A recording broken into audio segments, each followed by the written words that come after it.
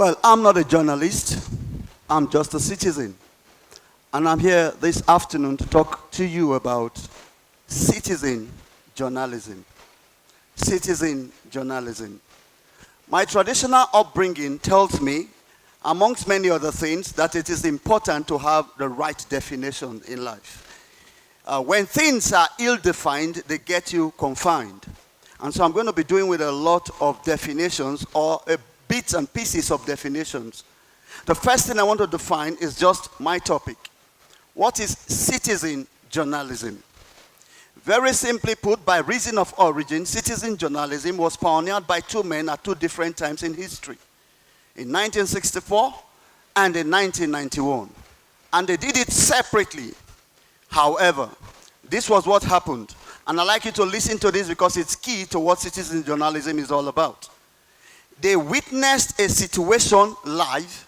They witnessed it live. They were not told it. They didn't tap it from anywhere. They witnessed it live and recorded it and eventually transmitted it.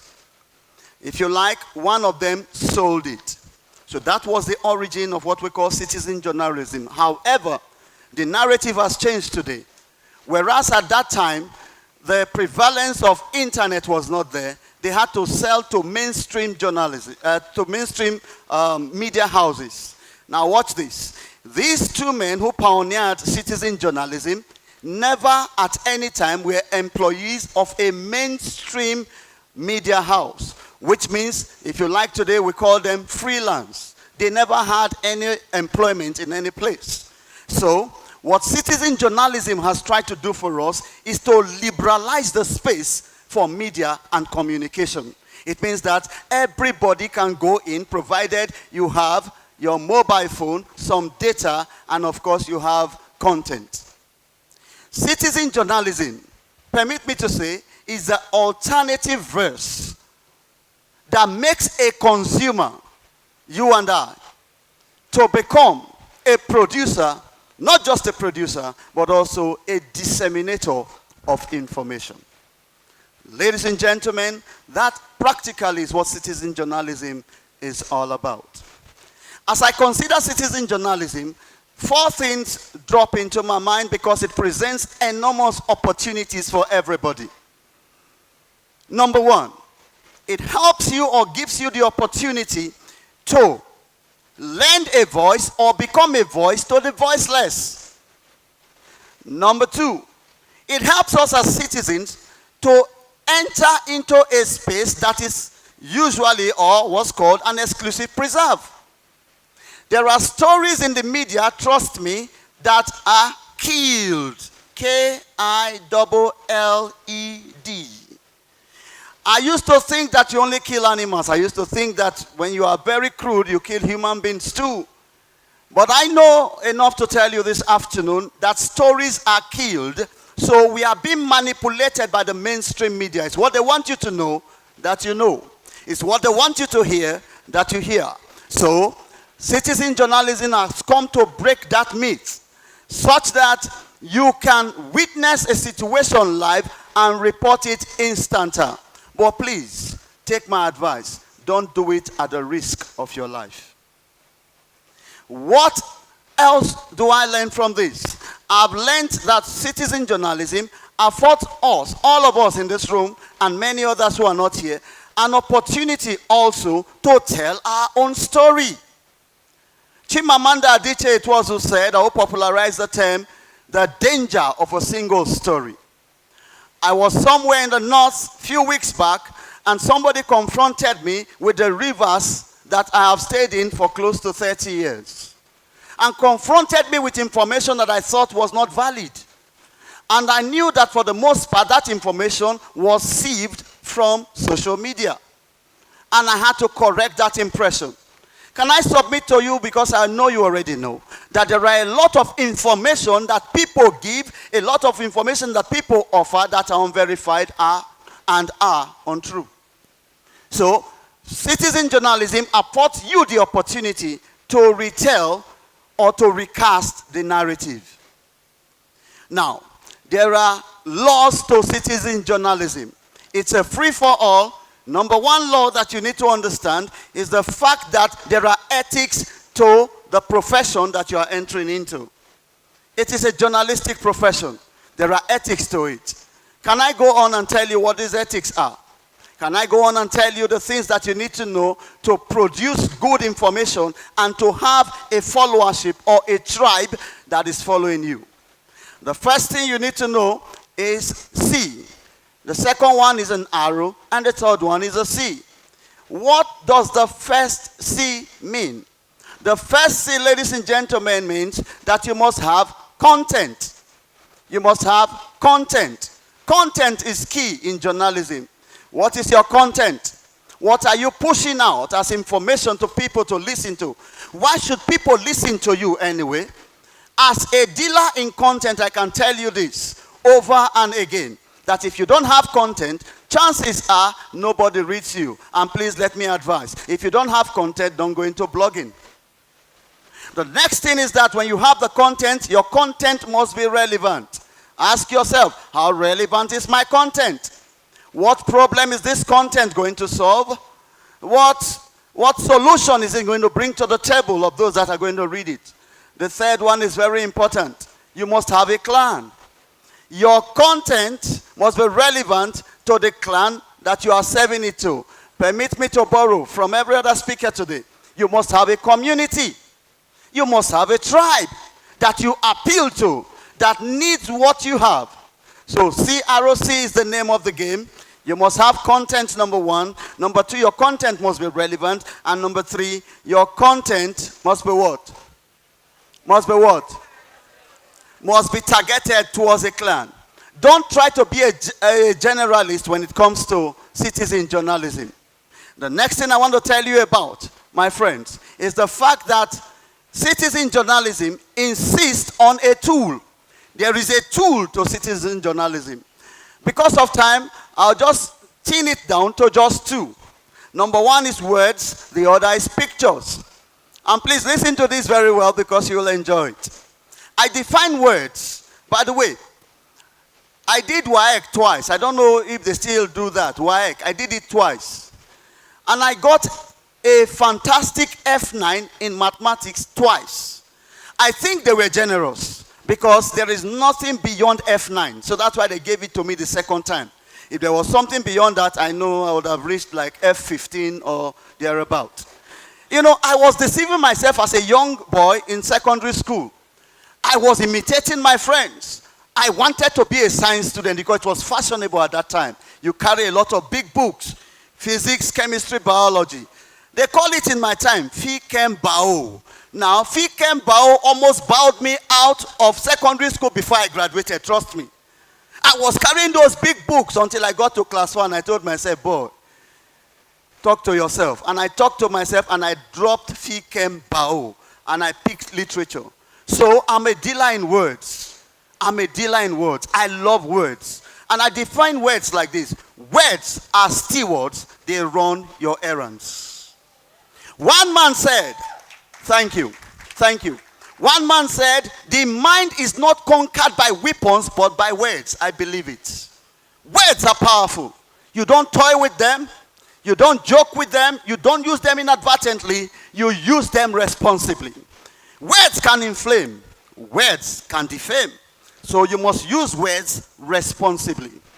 Talking about words that are found out the way that people have deployed them on social media as wannabes, if you like, citizen journalists, are found out, especially in particular reference to Rivers State, that when you go on social media, words are used in a manner that suggests to me that people are saying that citizen journalism is as easy as A, B, C. It's not, my friends. Journalism is work, and I dare say hard work. What does ABC mean, if you ask me? The A there stands for acerbic, the B stands for ballistic, and of course the C stands for cynical. Can I explain those things in the next few minutes before I take my seat? Acerbic words, very harsh, very severe. You fling words anyhow at anybody. I found that people People do not respect, they don't have traditional respect anymore like we used to. But I told myself, and I want to recommend to you, that nothing, globalization will not make me lose my traditional way of respect for senior citizens. I told myself, and I keep to it, that I must always genuflect before a howry head. Because one day, I want one person, one child to also genuflect before me. But I've read, and it saddens my heart, when I see people throwing words, young people throwing words at elders on the pages of social media by reason of comment or by reason of whatever divide they belong to. So I've seen people use acerbic words, and I'm saying to you, in case you are there in this house, it's for your own good. It's for your own safety. Let your words not be acerbic. The next one, ladies and gentlemen, because of time, is ballistic. Just like it sounds, that's the way it is. It comes without notice and hits you wherever it wants to hit you. It's ballistic. They just fling it into the air, and it's so infectious. And you don't care whose emotions you have damaged. You don't care whose reputation you have damaged. My friends, as we listen up today and we interact with ourselves, I'd like to appeal to you. Stop using ballistic words. Of course, cynical. See, cynical words are words that are used without investigation. You just want to disparage a particular person. You want to disparage a tribe. I sat back there and I heard somebody say, why is sexism everywhere? This war against women. Why? Because somebody used a certain word and referred it to women. Now, you don't do that. You are very, very careful in the way you deploy words. Words created everything that we appreciate here today. Words created you and I. So you don't toy with words. You use them rightly. Can I go on to tell you, my friends, that I've looked at the space, the social media space, and I came to one conclusion, that there is a way to deploy words. And I'll use the acronym one more time so that you don't forget. It is WORD&S. Every time anybody you know uses a ballistic word, you can guess what? Go to the person and ask the person, why do you use those kind of ballistic words? Chances are the person will saunter a bit, arrange his shoulders some more, and say, look, I'm not like everybody. I tell it as it is. Black is black, white is white. I speak my mind. Can I counsel you a bit? You have the right to speak your mind, but you have the discretion to mind your speech. Thank you. As I close, this is how I think we should use words. I make this as a recommendation. WORDS.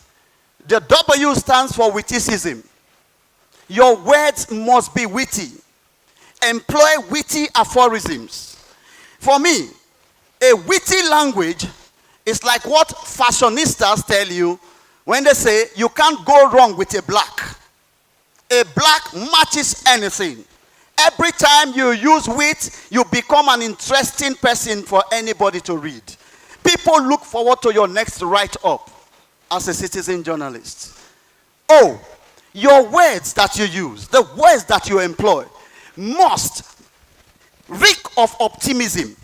Be optimistic. We are too pessimistic in this country that we have branded this country the wrong way. You want to approach any airport anywhere, you have a green passport, special treatment. Just go one side. You are a suspect even without committing any crime. R. Your words must be well researched. Your words must be well researched. Your information must be well researched. Don't hear from somebody who heard from somebody and throw it into the social media space. Listen, we take things easy in this part. But hear me. Globalization is changing the pace of everything. That very soon, somebody who throws words inadvertently anyhow on social media space will be sued. It's called libel. And I'll tell you a story as I close so that you understand better. Where are we now? D. D. Now, when I look at D, I love it so much. D talks about the deployment of your words. There is what we call opposite word. Maybe you call it nearest in meaning, but it's an opposite word. The precise word you should use under the circumstance. It may sound alike, but it does not mean the same thing. Finally, S. You must be subtle in your use of language. Let there be finesse in the way you communicate, especially on social media. It's depressing. I don't want to go into River State situation. I don't want to go into the media space in River State. But every time I look in there, my friends, I shudder for the next generation. And I tell somebody, I say, you think these men are wrong? I think our generation will be worse. If you can use language anyhow on people, then we are in for some other discussion. I close with this story, ladies and gentlemen. It's the story of a young man, call him Citizen Peter. It's a fictional story. There was this widow who had an only child, a daughter. This widow one day woke up and discovered that this child, an only child, was pregnant. Who would have done this? Nobody knew. Citizen Peter was a neighbor of this widow. What did Citizen Peter do? Citizen Peter took the issue upon himself and immediately thought about how to make money through this means. Walked up to the lady and said to her, I suspect it's John, the son of that rich man. See what we'll do. We will sue him to court. Before Citizen Peter could put himself together to get a lawyer, he splashed it on the social media space, and this rich man saw it and sued Citizen Peter and the widow at the same time. Cut a long story short further, ladies and gentlemen. Today, they are in court, and the banters are going on. Trust the rich man. He hired a son, and the son went on. You know the way lawyers do it. I put it to you that you came here to mislead this honorable court. I put it to you that you have done so. I put it. At that point, this poor widow who could not take it anymore raised her hand. Since she had no lawyer, the magistrate obliged her. And she raised her hand and she said, "Oga Magistrate, I've been sitting down here listening to everything that is happening. It's my daughter that they impregnated. I've been hearing lawyers saying, I put it.